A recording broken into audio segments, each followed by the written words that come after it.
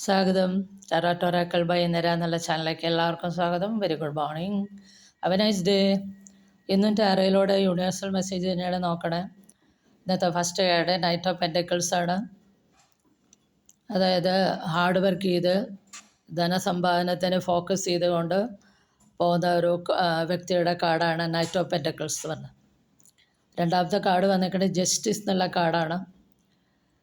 Justice എന്നുള്ള card നീതിബോധത്തിനെ കുറിച്ചാണ് പറയണത്, കർമ്മസിദ്ധാന്തത്തെക്കുറിച്ചാണ് പറയണത്. അപ്പോൾ ഇവിടെ വന്നിരിക്കണ പണത്തിനെ കുറിച്ചുള്ള കർമ്മസിദ്ധാന്തമാണ് ഇവിടെ ഇപ്പോൾ പറയാൻ പോണത്. For a reaction there is equal and opposite reaction, വിതച്ചതേ കൊയ്യൂ എന്ന് പറയും. അപ്പോൾ ധനത്തിനുണ്ട് കുറച്ച് കർമ്മസിദ്ധാന്തങ്ങൾ. ധനം 5 രീതിയിൽ വേണം ഉപയോഗിക്കുക എന്നുള്ളതാണ് പുരാണങ്ങളിൽ പറഞ്ഞിരിക്കണത്.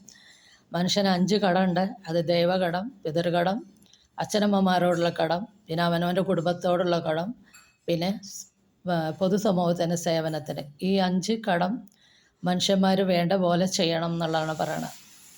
അതിൽ ഒന്നാമത്തെ കടം ദൈവത്തിനോടുള്ള കടം, അത് അന്നദാനം മുതലായ ദാനങ്ങൾ. രണ്ടാമത്തെ കടം എന്ന് പറയണത് പിതൃകടം, അതാണ് ബാഹുബലി തുടങ്ങിയത്, ആൻസസ്റ്റേഴ്സിനോടുള്ള റെസ്പെക്റ്റ്. മൂന്നാമത്തെ കടം മാതാപിതാക്കൾ, നമ്മളെ വളർത്തി വലുതാക്കിയ മാതാപിതാക്കളെ നോക്കണം. പിന്നെ നാലാമത്തെ നമ്മുടെ കുടുംബത്തിനെ നോക്കണം. അഞ്ചാമത്തെ നമ്മൾ പൊതുസമൂഹത്തിൽ സേവനം ചെയ്യണം, മറ്റുള്ളവർക്ക് ദാനധർമ്മങ്ങൾ ചെയ്യണം. കൊടുക്കുമ്പോൾ വർദ്ധിക്കും എന്നല്ലേ, കൊടുത്താൽ കൊല്ലത്തും കിട്ടും എന്നൊക്കെ പറയണത്. അതുകൊണ്ട് പ്രത്യേകിച്ച് ധനത്തിൻ്റെ കാര്യത്തിൽ. മൂന്നാമത്തെ കാർഡ് വന്നിരിക്കുന്നത് 6 ഓഫ് പെൻറ്റക്കിൾസ് ആണ്. അതാണ് ഇവിടെ കാണിക്കണത്. അയാൾ ഹാർഡ് വർക്ക് ചെയ്ത് ധനസമ്പാദനത്തിന് പോയി സമ്പാദിച്ച് മറ്റുള്ളവർക്ക് ദാനധർമ്മങ്ങൾ ചെയ്യണ കാർഡാണ് 6 ഓഫ് പെൻറ്റക്കിൾസ്. അപ്പോൾ അങ്ങനെ ചെയ്യുമ്പോഴാണ് പണം വർദ്ധിക്കുള്ളൂ. അല്ലാതെ ഞാൻ എൻ്റെ എന്ന് പറഞ്ഞിട്ട് നമ്മൾ പണത്തെ പിടിച്ചു വയ്ക്കുമ്പോൾ അത് നമ്മൾക്ക് നല്ല രീതിയിൽ ഉപയോഗപ്പെടില്ല. ദാനധർമ്മങ്ങൾ ചെയ്യണം.